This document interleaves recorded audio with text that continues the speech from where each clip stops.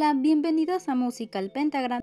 México es un país lleno de acontecimientos bastante curiosos y hasta algunos muy turbios. Entre ellos hay 3 sucesos bizarros que tienen algo en común: la radiación, los cuales son la leche con azupo, la pérdida de equipo de radiografía y varillas con cobalto 60.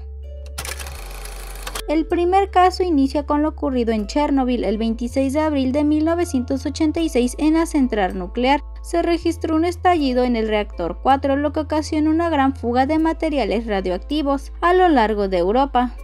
A la nación europea llegaron los efectos de la nube radioactiva surgida en Chernobyl. Pese a estar a más de 3.000 kilómetros del epicentro del accidente, se cree que las partículas radioactivas cayeron junto a la lluvia sobre los pastizales de Irlanda, el único alimento del ganado bovino de la región, y las encargadas de producir la leche. Tras un proceso de manufacturación, fue convertida en polvo y vendida a las autoridades mexicanas. Pese al proceso, la letalidad de las partículas resistió. Así fue como uno de los rastros de uno de los peores desastres llegaron a México en forma de leche entre 1986 y 1988, de acuerdo con reportajes entonces publicados en el semanario Proceso.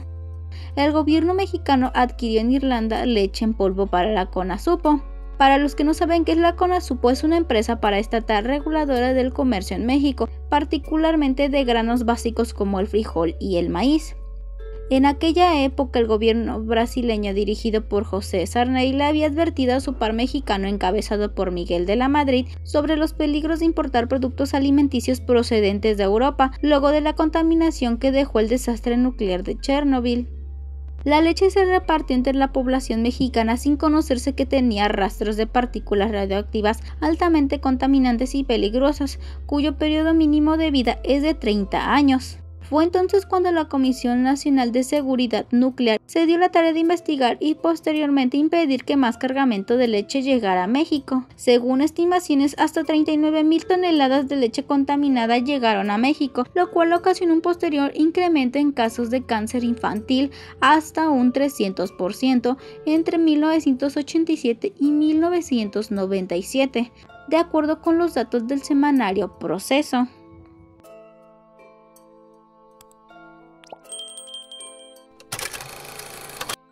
El segundo caso comienza el 11 de abril del 2021. La Coordinación Nacional de Protección Civil emitió una alerta por robo de una fuente radioactiva en el municipio de Teoloyucan, Estado de México.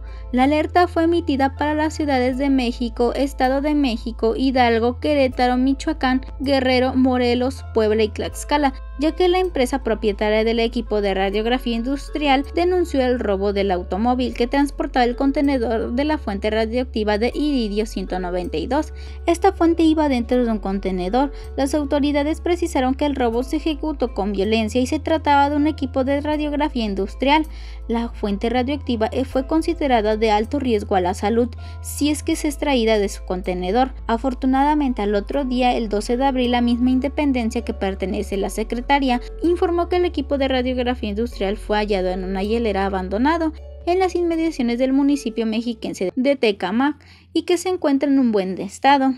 En un comunicado, la coordinación expresó que dicho contenedor se encontraba en condiciones óptimas de seguridad física y radiológica, por lo que el propietario del refinado equipo, junto con la Comisión Nacional de Seguridad Nuclear, determinaron que no representaba riesgo alguno para la población y se procedió a su resguardo. El accidente por contaminación con cobalto 60 de Ciudad Juárez se refiere a la dispersión no intencional de 450 cubios de cobalto 60 en 1984.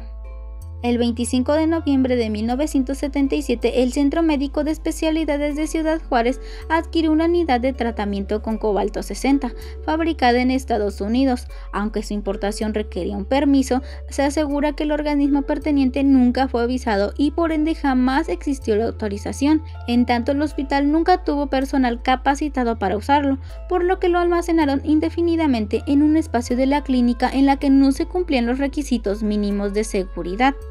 Así pasaron 6 años hasta que en diciembre de 1986 el técnico de mantenimiento de la clínica Vicente Sotelo Alardín inadvertidamente inició el incidente.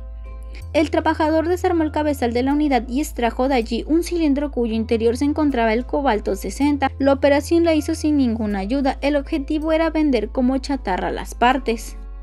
Debido a que el cilindro con la fuente radiactiva pesaba unos 100 kilos, Sotelo Lardín le pidió ayuda a un amigo para trasladar el material en una pequeña camioneta de carga.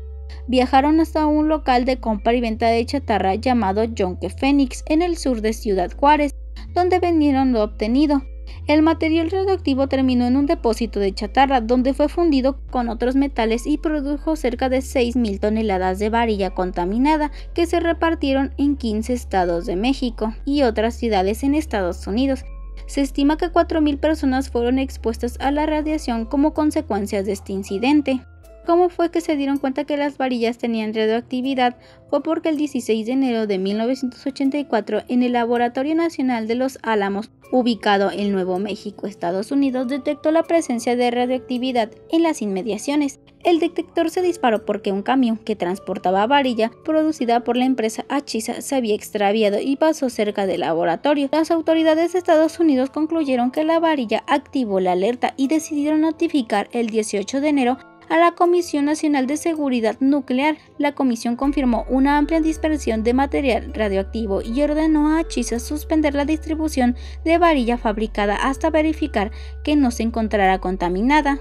Las autoridades mexicanas también procedieron a la clausura del yunque el 26 de enero del 84. También se detectó una camioneta abandonada que emitía niveles de radiación, ya que el vehículo se encontraba en una zona densamente poblada. Fue remolcado por una grúa hasta el Parque Chamizal. Gracias a esa camioneta, la comisión dio con Vicente Sotelo, quien confirmó ser dueño y aclaró que procedía del Centro Médico de Especialidades. También se concluyó que además del Yonke Phoenix y las empresas Achisa y Falcon, otras 3 compañías habían recibido material contaminado. Además, se calculó que se habían producido 30.000 bases para mesa y 6.600 toneladas de varilla con material contaminado. Los trabajos de descontaminación iniciaron un 20 de enero del 84, 2 días después de que fuera notificada por las autoridades estadounidenses. Entre el 8 de febrero y el 14 de abril se realizaron labores de localización y confinamiento de material contaminado en el Yonke Phoenix. Durante esos meses también se efectuaron trabajos de descontaminación en la empresa Achisa y Falcon. Además, iniciar la detención de cargamentos con varilla contaminada en 17 estados de la República. La comisión logró recuperar 2.360 toneladas de varilla sin utilizar, además de que recorrió más de 17.000 construcciones y determinó la demolición de 814 inmuebles. Sin embargo, en junio de 1984 aún había 1.000 toneladas de varilla contaminada sin localizar, repartidas en varios estados.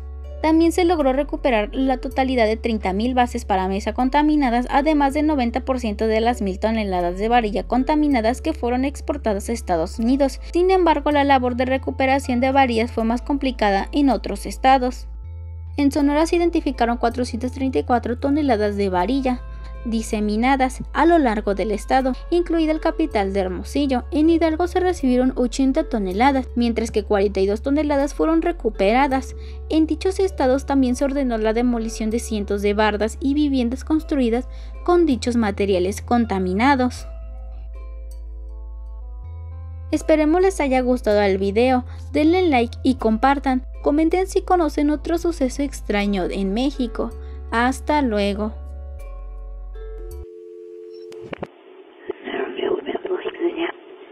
Hola. Sí, es